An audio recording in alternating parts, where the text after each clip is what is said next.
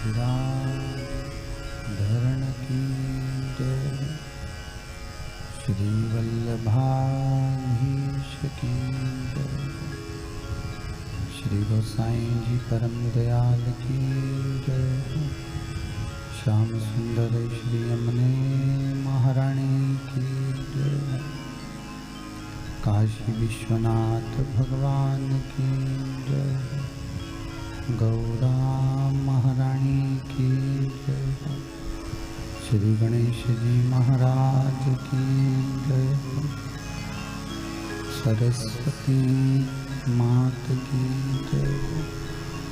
खेड़ापति सरकार की जय। कुबेरेश्वर महादेव की जय। संत सद्गुरुदेव गौ माता की जय। चिंता संतान हंतारो यत्पदानो विनवा शयनं तनीतचार्यानं प्रणमामि नमः। यदनुग्रतो जन्तुः सर्वदुःखातिगो भवेत् तमं सर्वदा वन्दे श्रीमद्वल्लभनन्दनम्। अज्ञानतिमिराघास्य ज्ञानजयशलाकया चक्षुरुन्मीलितेन तस्मै श्रीगुरवे नमः। नमामि हृदये शेषे लीलाच्युतप्रेषणं लक्ष्मीसहस्रलीलाम्भिः सेव्यमानं कलानिधिं। चतुर्भिश्व षड्विजायते योऽसो पञ्चदा हृदये नमः। बोलो विश्वनाथ भगवान की जय।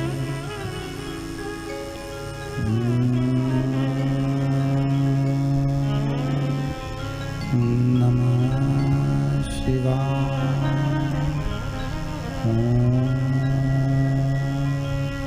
नमः शिवाय।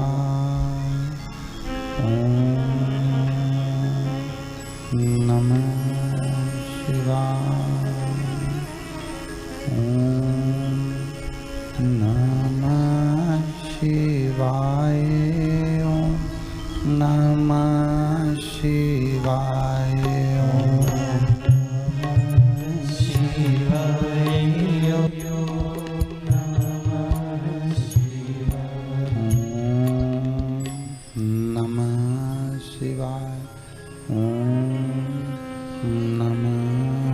शिवाय। ओम नमः शिवाय। ओम नमः शिवाय। ओम नमः शिवाय।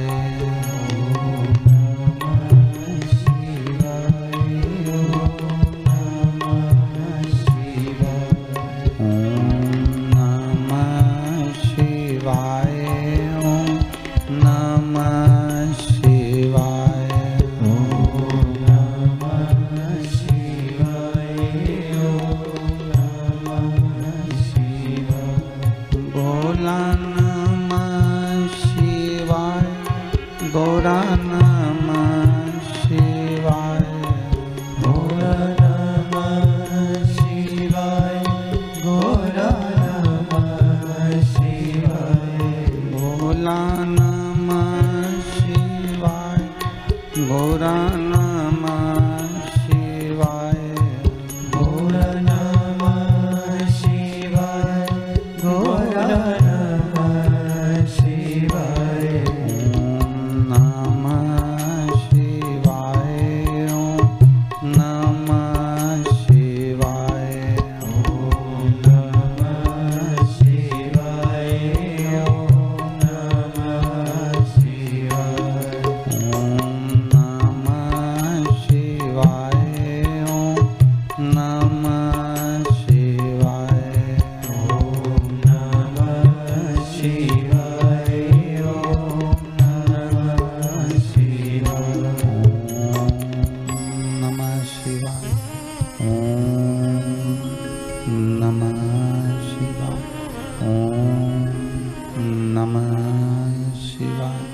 विश्वनाथ भगवान की जय। हर हर महादेव। हर हर महादेव। हर हर महादेव। हर काशी विश्वनाथ शिव शंकर, भोलेनाथ, ओगड़दानी, त्रिकालदर्शी, कैलाशी, अविनाशी, भगवान शिव, जिनकी पुनित पावन शिव महापुराण की कथा, माँ गंगा का पावन तट,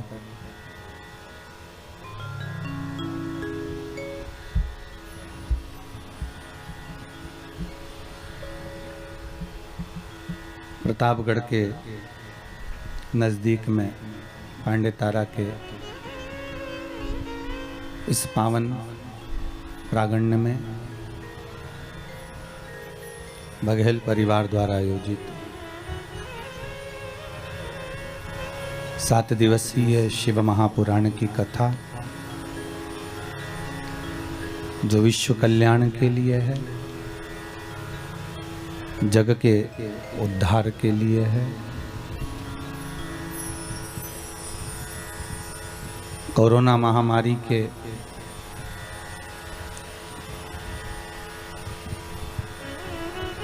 इस वायरस से संपूर्ण विश्व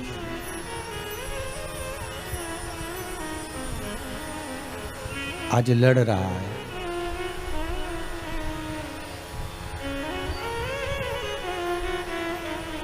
भारत की भूमि का एक एक प्रदेश इस कोरोना महामारी से लड़ रहा है और सम्मुख में खड़ा हुआ है।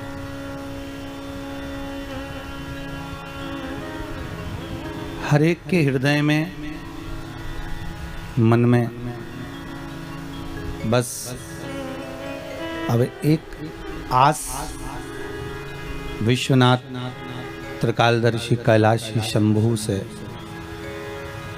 महामृत्युंजय से लगी हुई है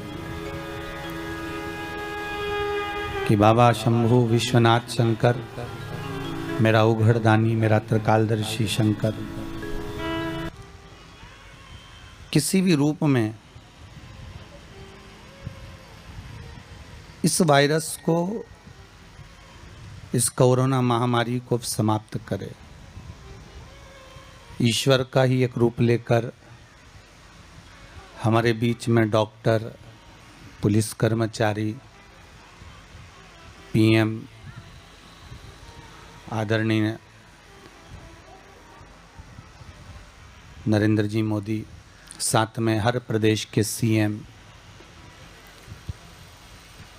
किसी न किसी रूप में हमारे बीच में आकर बार बार कह रहे हैं कि मास्क लगाइए, सोशल डिस्टेंसिंग का पालन करिए और बार बार अपने हाथों को सैनिटाइज करें या साबुन से धोते रहें।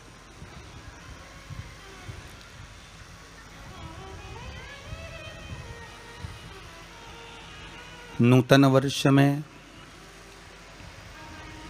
नए साल में अपन आज प्रवेश कर रहे हैं। प्रमादी संवत्सर समाप्त होकर ये जो नया संवत्सर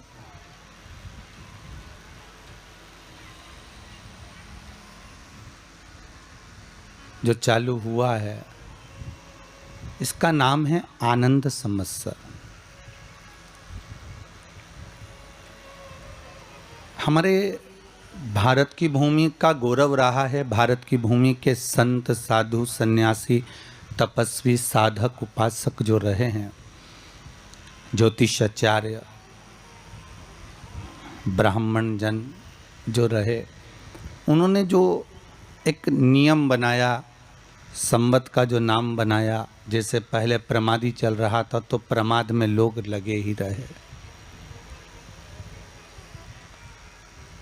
अब जो संवत चालू हुआ है वो उसका नाम है आनंद। तो हो सकता है बाबा विश्वनाथ ऐसी कृपा कर दे, शंभू गंगा मैया ऐसी करुणा कर दे कि अब जग जो 1 वर्ष से लगातार इस कोरोना महामारी से जूझता हुआ आ रहा है और ना जाने कितने ही घर के लाल ना जाने ही कितने घर के दिए इस कोरोना महामारी ने समाप्त किए हैं, पर कहीं ना कहीं अब वो आनंद की अनुभूति करा दे।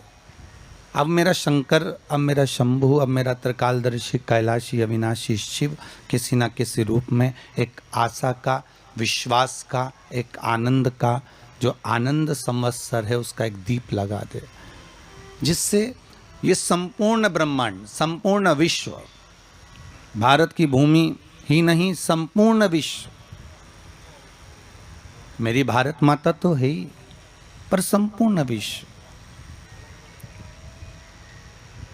इस कोरोना महामारी से थोड़ा सा बचे। आप भी एक बार दोनों हाथ उठाकर इस नए संवत्सर का स्वागत करते हुए हर हर महादेव, हर हर महादेव, हर हर महादेव। भगवान शिव की करुणा, कृपा, दया सभी पर बनी रहे। आप सभी को नूतन वर्ष की बहुत बहुत बधाइयाँ। शिव महापुराण की कथा निरंतर टीवी चैनलों के माध्यम से श्रवण करते रहे हैं। शंकर को रिझाने का कोई बहुत विशालतम कोई प्रयोग नहीं है। शंकर को रिझाने के लिए कहीं कैलाश पर्वत पर जाकर नहीं बैठना हमको।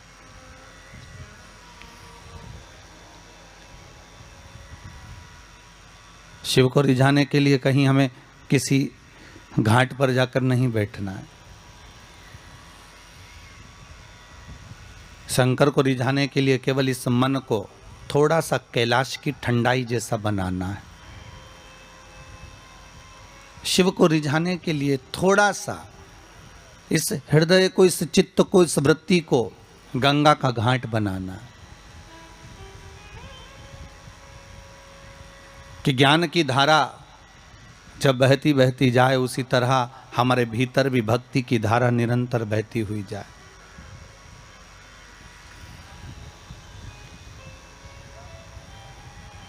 हम भी इस मन को, चित्त को, वृत्ति को कहीं ना कहीं भगवान का कैलाश बना लें। हमें कैलाश जाने की जरूरत नहीं है। जब ये दिल, जब ये मन, जब ये वृत्ति, जब ये चित्त स्वयं कैलाश बन जाएगा, स्वयं गंगा का घाट बन जाएगा, तो शंकर जी के दरवाजे पर हमें नहीं जाना, मेरा भोलेनाथ खुद ही आपके हृदय में आकर बैठ जाएगा। फिर हमें जाने की जरूरत नहीं पड़ेगी। अपने हृदय को हम स्वयं कैलाश बना लें। हमारे हृदय को 7 दिन अगर ये बघेल परिवार में कथा चल रही है, 7 दिन अगर ये गंगा के घाट पर कथा चल रही है, 7 दिन अगर इस पांडतारा में कथा चल रही है, 7 दिन ये प्रतापगढ़ के नज़दीक में जो शिव महापुराण का पावन चरित्र रानीगंज क्षेत्र में चल रहा है, तो इसका एक सुख आपके जीवन में होना चाहिए कि आप ये नूतन वर्ष में, ये नए वर्ष में जो एक आनंद की अनुभूति करने के लिए, इस संसार सागर से उबरने के लिए हम भगवान की कथा को अपने हृदय में, अपनी चित्तवृत्ति में, अपने मन में उतार लें।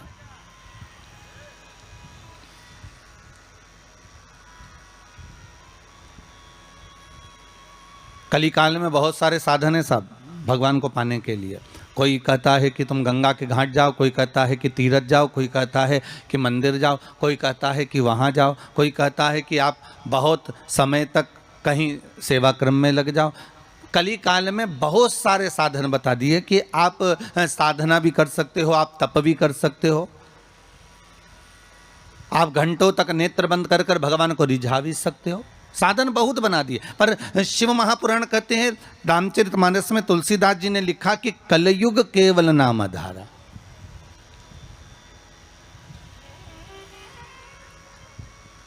तुलसीदास जी लिखते हैं कि कलयुग में केवल एक नाम की आधारशिला रख लीजिए।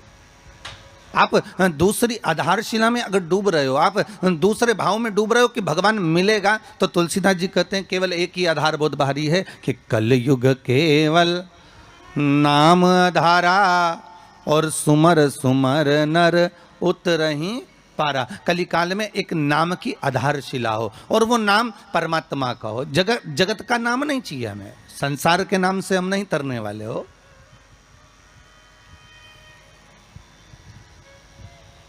एक भगवान का नाम, एक राम नाम, एक कृष्ण नाम, एक शिव नाम, एक जगत जननी जगदम्बा का नाम, एक आद्य शक्ति का नाम अपने भीतर में हो।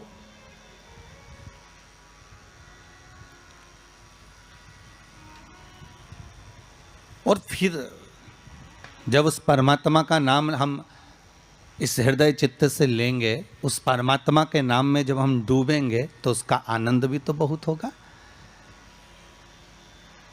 उसका एक लक्ष्य तत्व भी तो बहुत होगा।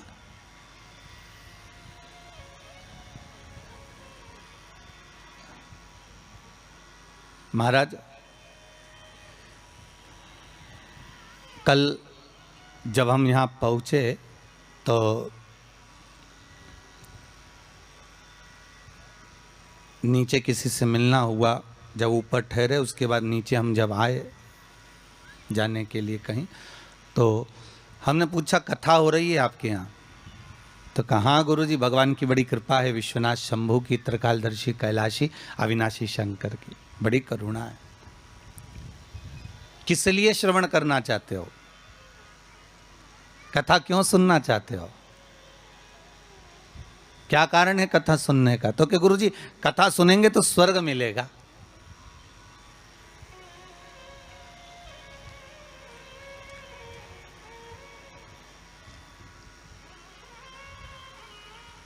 पहले भी कथा में कहा, आज फिर कहते हैं, आप स्वर्ग जाएंगे ना जाएंगे इसका कोई गारंटी नहीं है। हम स्वर्ग जाएंगे ना जाएंगे इसकी भी कोई गारंटी नहीं है, ठीक है।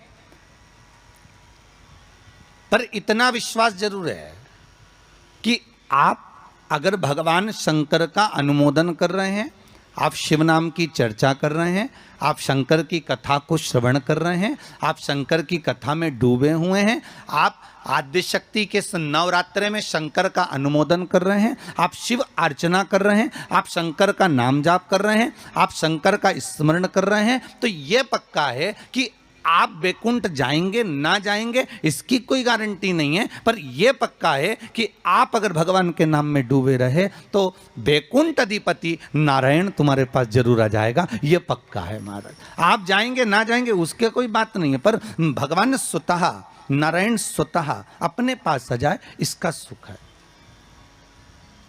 इसका एक आनंद। तो हम दान कर रहे हैं, पुण्य कर रहे हैं, या हम कोई सत्कर्म कर रहे हैं, या हम कुछ भगवान के निमित्त हम ये सोच कर दे रहे हैं कि हम दान करेंगे तो ऐसा होगा, हमें स्वर्ग मिल जाएगा। नहीं नहीं, हमें स्वर्ग जाने की चाह तो छोड़ देना चाहिए। कहा करऊ में बैकुंठ के जाए, मैं बैकुंठ जाकर करूंगा क्या?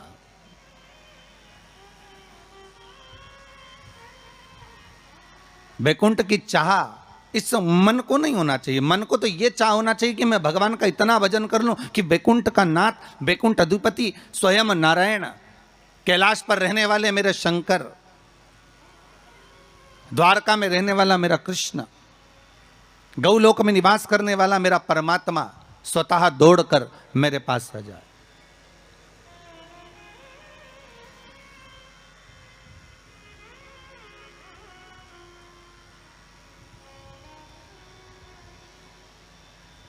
और उस परमात्मा को पाने के लिए महाराज केवल एक नाम का था। तो बैकुंठ आप जाएं या हम जाएं इसका कोई पक्का भरोसा या विश्वास नहीं, कोई ने लिख के भी नहीं दिया तुमको, और जो गए उनसे पूछ भी नहीं सकते कि तुम बैकुंठ में हो कि और कहीं हो।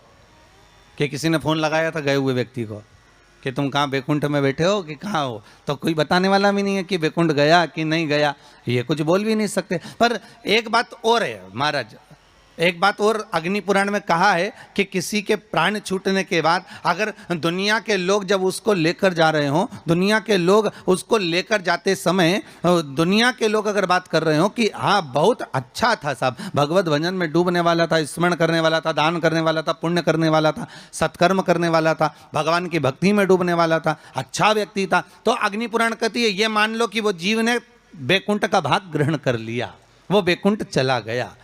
और अगर किसी के जाने के बाद लोग करें अरे हाँ रे भैया अच्छा हुआ मर गया, बहुत प्राण खाता था, बहुत तकलीफ देता था, बहुत कष्ट देता था, बहुत परेशान करता था, बहुत दुख देता था, तो समझो कि हाँ भैया वो फिर नरक ही गया होगा, क्योंकि वो दुनिया को भी कष्ट देता है, वो दुनिया को भी कष्ट प्रदान कर रहा होता है।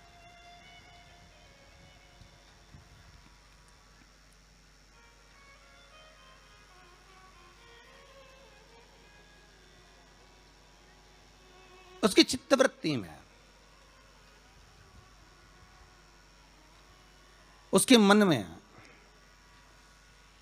ये आ जाता है कि मैं कहीं ना कहीं किसी ना किसी रूप में बैकुंठ जाना चाहता हूं। तो शिव महापुराण की कथा कर रही है, बैकुंठ का भाग तुम्हारे भाव में नहीं आना चाहिए कि हम बैकुंठ जाएंगे और हम बैकुंठ जाने का प्रयास करेंगे। नहीं नहीं, हमें बैकुंठ नहीं जाना, हमें बैकुंठ अधिपति नारायण को यहां बुलवाना है। हमें भगवान विष्णु को अपने हृदय में, अपनी चित्तवृत्ति में, अपने मन में आमंत्रित करना है।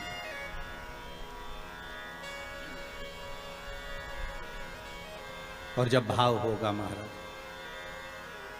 निर्मल जब भाव होगा, तो भगवान को मिलने में फिर देरी नहीं हो सकती महाराज।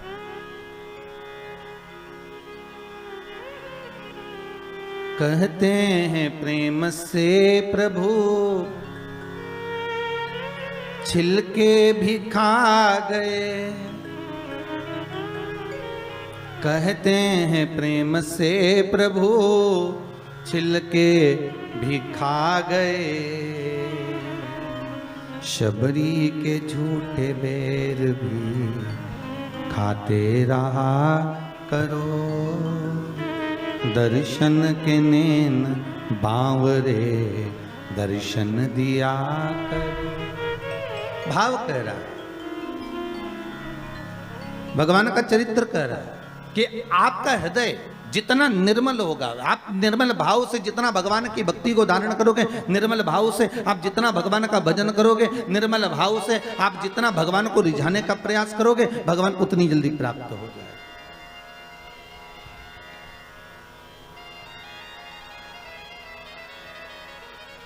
उतनी जल्दी।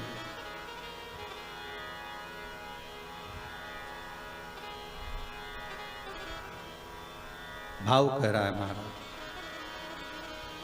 कि ये जो भगवान ने जिह्वा हमको दी है, ये केवल इस कली काल से उबरने का एक साधन दिया।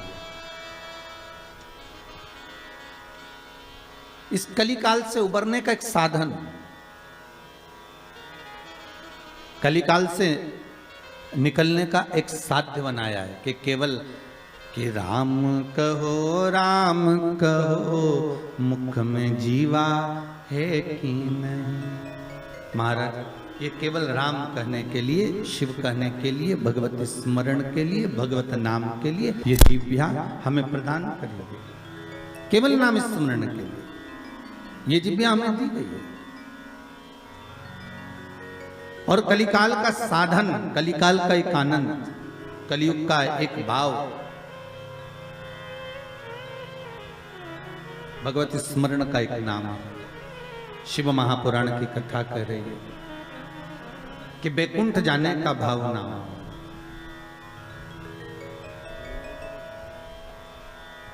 भाव ये होना चाहिए कि बैकुंठ अधिपति हमारे पास आ जाए। तो 7 दिन की शिव महापुराण में अगर गंगा के घाट पर आप सुन रहे हैं इस पावन कथा का रसस्वादन बघेल परिवार द्वारा आप कर रहे हैं, तो आपके भीतर ये भाव प्रकट हो कि हमें भगवान मिले।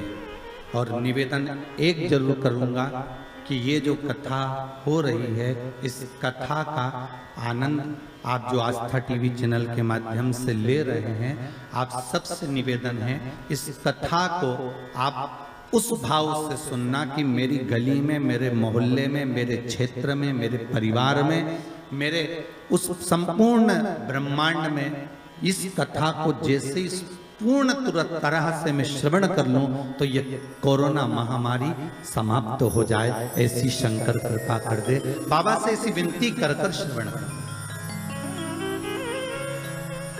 अभी तक कथा आपने जो सुनी ना वो आपके लिए सुनी है, पर मेरा निवेदन हृदय से है, दिल से है अभी तक जितनी कथा आपने सुनी ना टीवी चैनल के माध्यम से, या आपने कुबेरेश्वर धाम पर आकर सुनी हो, या रुद्राक्ष महोत्सव में सुनी हो, या यूट्यूब फेसबुक पर सुनी हो, वो आपने अपने लिए सुनी। पर ये कथा जो ये गंगा के घाट से चल रही है, ये जो कथा है, इस कथा को आप इस भाव से सुनना कि अब ये कोरोना महामारी समाप्त हो जाए और विश्व का कल्याण हो जाए, जगत का एक आनंद हो जाए और सबके हृदय से ये कोरोना महामारी का जो भय है वो समाप्त हो जाए। कथा अब उसके लिए सुनिए।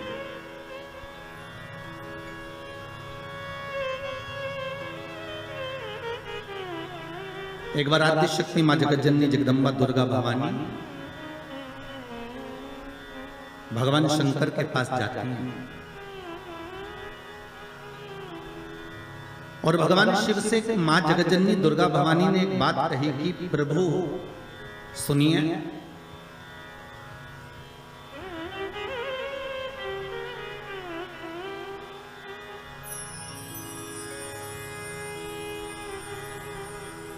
मैं जहां जहां पर हूं, मां जगदम्बा कह रही है कि मैं जहां जहां पर हूं, प्रभु आप वहां वहां पर हो ना? शंकर जी बोले बिल्कुल, जहां शक्ति है वहां शिव है, मैं वहां पर हूं। तो जगत जननी जगदम्बा के मुख से निकल गया, प्रभु फिर जहां पर शिव है वहां पर भी शक्ति है, जहां शंकर है वहां स्वयं आदि शक्ति जगदम्बा पार्वती, मैं वहीं पर हूं जहां आप। शंकर भगवान ने कहा, सुन पार्वती, तू जहां पर है वहां पर शंकर है। मैं विश्वास रखकर इस वचन को निश्चित कर देता हूं कि जहां पार्वती है वहां शंकर है, वहां शिव है। पर पार्वती मैं ये नहीं कह सकता कि जहां शंकर है वहां पार्वती है।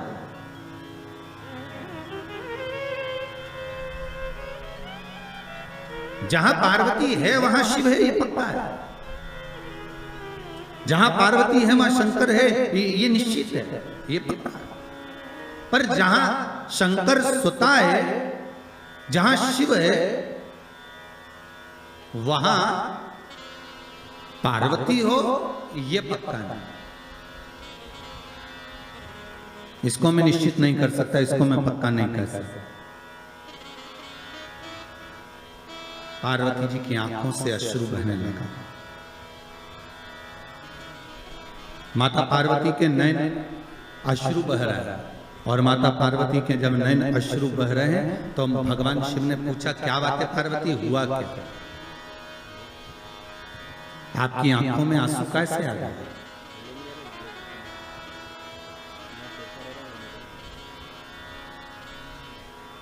ये अश्रु क्यों आ रहा है, किस लिए?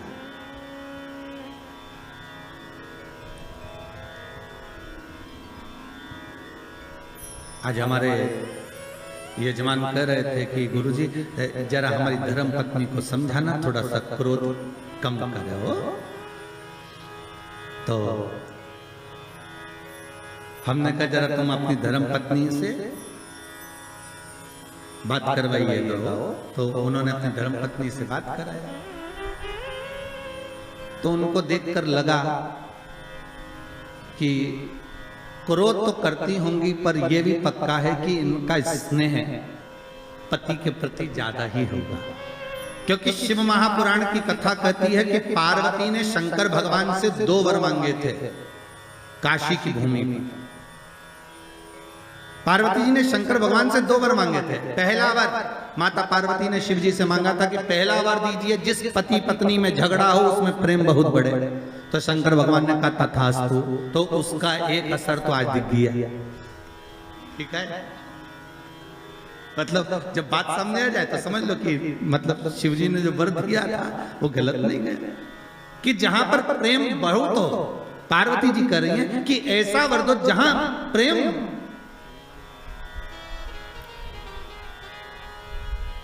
जहां झगड़ा होगा वहां प्रेम जरूर होगा। तो वहां प्रेम बना हुआ है, वहां इसने बना हुआ है। और दूसरा वर माता पार्वती ने मांगा था कि काशी में जो मरेगा, काशी में जिसके प्राण छूटेंगे, उसको गुरु मंत्र आपको देना पड़ेगा। इसलिए भारत की भूमि के सबसे ज्यादा मुर्दे, भारत की भूमि के सबसे ज्यादा शव अगर कहीं जलते हैं तो वो काशी में जलते हैं, क्योंकि शंकर भगवान ने पार्वती को यह वर प्रदान किया था। अगर आप कह रही हो तो ठीक है कि काशी में जो मरेगा उसको गुरु मंत्र में दूंगा, पर पार्वती जी के मन में आया कि आपने तो कह दिया कि काशी में जो मरेगा गुरु मंत्र आप दोगे, पर प्रूफ क्या रहेगा, सबूत कि आपने गुरु मंत्र दिया, ये सबूत कहां से आया, ये सबूत का भान कहां से रहेगा। तब भगवान शिव ने कहा क्या चाहती हो आप बताओ। तो पार्वती जी बोली आप हमको वर दीजिए कि काशी में जो मरेगा ना उसके सीधे कान में गुरु मंत्र आपको देना पड़ेगा। शंकर भगवान के हम तो उलझ गए वर देके। कभी कभी अगर पति बोल दे पत्नी को तो क्यों चिंता करती है, मैं बैठा तो हूं, अरे एक अंगूठी क्या मैं तुझे 10 अंगूठी दिला दूंगा। तो पत्नी हमेशा याद करके वही बोलती है, करवा चौथ का चांद बार में देखती है, बोले अंगूठी की बोलती है, क्यों जी वो आपने बोला था तो वो कहा है। अब पार्वती मैया तो मौन। शिव जी ने पूछा पार्वती तू चुप क्यों गई। पार्वती जी बोली मेरा दूसरा वर कि काशी में जो मरेगा उसको गुरु मंत्र आपको देना पड़ेगा। तो वो गुरु मंत्र कब दोगे। शंकर भगवान ने कहा ऐसा कोई होता है कि संसारिक मनुष्य को, मानव को, ये मनुष्य को और गुरु मंत्र में, इस संसार के मनों को गुरु मंत्र में प्रदान करो, ये हो सकता है क्या। नहीं नहीं नहीं, मंत्र तो आपको देना ही पड़ेगा, मंत्र तो आपको देना ही नहीं। ठीक है। पर पार्वती, संसार के लोगों को अगर मैं गुरु मंत्र दूंगा तो उसमें श्रेष्ठता रहेगी क्या। पार्वती जी बोली क्यों नहीं रहेगी, आप तो मंत्र दीजिए बस। भगवान शिव ने वचन दे दिया ठीक है अब तू बता, मैं गुरु मंत्र देने को तैयार हूं, मैं गुरु मंत्र दे देता हूं। क्या करना है। पार्वती जी ने कहा आप एक काम करना, मरने वाले के सीधे कान में गुरु मंत्र दे देना और सीधे कान में गुरु मंत्र देकर और उस कान को बस मोड़ देना। आप मंत्र देना और कान को मोड़ देना, मैं समझ जाऊंगी कि आपने मंत्र दे दिया। शिव जी ने कहा वचन दे दिया ठीक है। तो इसलिए आज भी नियम है महाराज, दुनिया के लोगों का आज भी भाव ये वर्णन करता है कि काशी में मरने वाले का सीधा कान अपने आप टेढ़ा हो जाता है। आज भी लोग भाव में कह देते कि काशी अभिमुक्त नगरी, काशी मोक्ष नगरी है। और कितने किस्मत वाले हो भाई आप लोग, हो पंडितारा वालों। आपके यहाँ से तो काशी लगभग कितना होगा, 130 किलोमीटर के लगभग होना चाहिए, 130 किलोमीटर। कितने भाग्यशाली हो। शास्त्र कहता है काशी काशी काशी काशी 5 बार बोल ले जीव तो ही गंगा मैया का दर्शन हो जाता है? अभिमुक्तता प्राप्त हो जाती है, सहज थोड़ी ना काशी। तो पार्वती जी की आंख में आज अश्रु देखे। जब पार्वती जी की आंख में अश्रु देखे तो शिव जी ने पूछा बात क्या है, तुम बोलो आज पार्वती क्या हो क्या गया। पार्वती जी बोली बस बात इतनी सी है कि आप बोल रहे हो, मैंने कहा कि जहां मैं हूं वहां शंकर है, तो बिल्कुल पक्का, पर आप कह रहे हो जहां शंकर है वहां पार्वती नहीं है।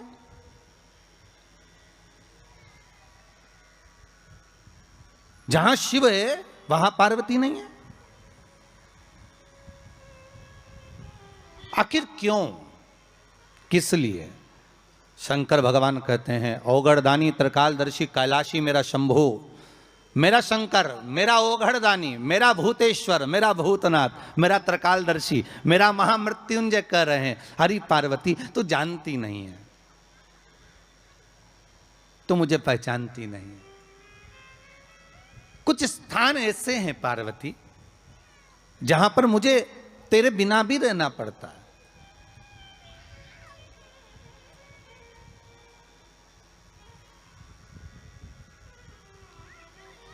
पार्वती जी ने हाथ जोड़कर निवेदन करा, प्रभु कोई एक स्थान ऐसा बता दो जहां शंकर हो और शंकर के साथ आद्य शक्ति पार्वती भी हो। जैसे आप कह रहे हो कि जहां पार्वती रहेगी वहां शिव रहेगा, पर जहां शिव है वहां पार्वती हो, तो कुछ एक स्थान ऐसा बताओ, वो स्थान हमको दे दीजिए। शंकर भगवान ने कहा वो स्थान है कुंभ, कलश। कौन सा स्थान? जम के बोलिए। कलश। कलश देखा है आप लोगों ने? कुंभ कलश।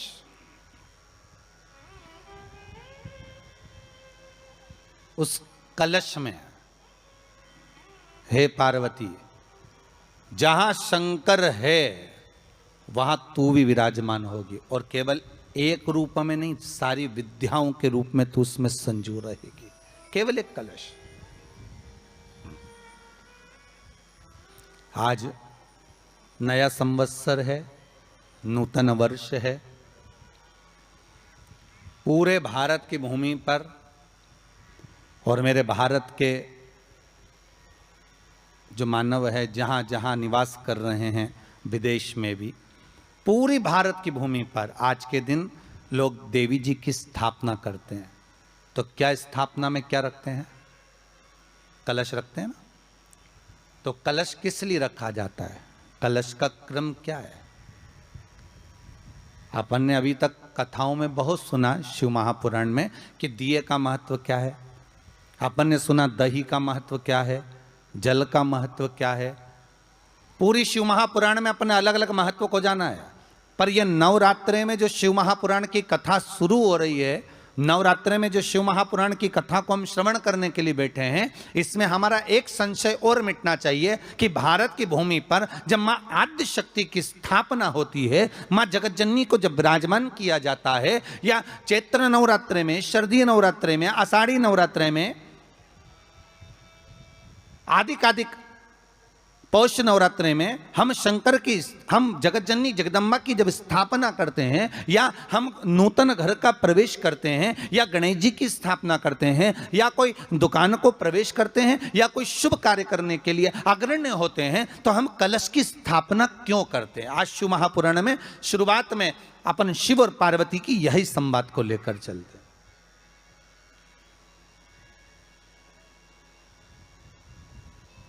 आखिर कलश में ऐसा क्या है? कलश के अंदर आखिर ऐसा क्या विराजमान है कि 33 कोटि देवता उस कलश के अंदर आकर बैठ जाते हैं? महाराज,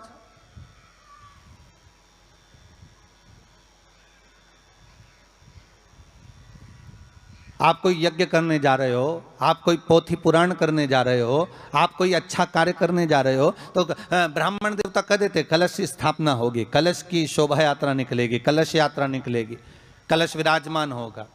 और आज हर की पौड़ी पर, प्रयागराज में, या उज्जैनी में, नासिक में जो बड़े बड़े कुंभ के मेले होते, कुंभ का मतलब भी तो कलश से होता है।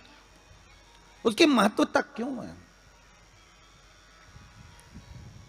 उस कुंभ की, उस घड़े की महत्वता कहां से प्रकट हो गई? शिव महापुराण की कथा कहती है महाराज, भगवान औघड़दानी शंकर स्वयं आद्य शक्ति जगदम्बा से कहते हैं कि जगदम्बा तू क्या चाहती है बोल। तो जगतजननी जगदम्बा कहती है कि जहां मैं हूं वहां शंकर है। ये आपने कह दिया, पर जहां शंकर है वहां पार्वती का होना जरूरी है। उसके लिए सिद्ध करने के लिए एक स्थान ऐसा बनाया जाए जहां पर शंकर विराजमान है और शंकर के साथ पार्वती विराजमान है। तो शिव जी ने कहा, पार्वती, उसके लिए मैं तुझे एक सुंदर कलश का निर्माण कर देता हूं। दुनिया का रचनाकार, दुनिया की रचना करने वाले महाराज, संपूर्ण ब्रह्मांड की रचना करने वाले, जिनको भगवान शिव ने स्वयं ब्रह्मदेव से कहा है कि ब्रह्मा जी तुम सृष्टि खंड को आगे बढ़ाइए, सृष्टि की रचना करिए। और आज ही के दिन, यही चैत्रीय प्रतिपदा के दिन, यही इसको कहते हैं नया संवत्सर, नया वर्ष। हिंदू धर्म में क्यों कहा जाता है? आज ही के दिन ब्रह्मा जी ने महाराज सृष्टि की रचना करना प्रारंभ करा था। आज ही के दिन भगवान शिव और ब्रह्मा का संवाद हुआ था। सीधे भगवान शंकर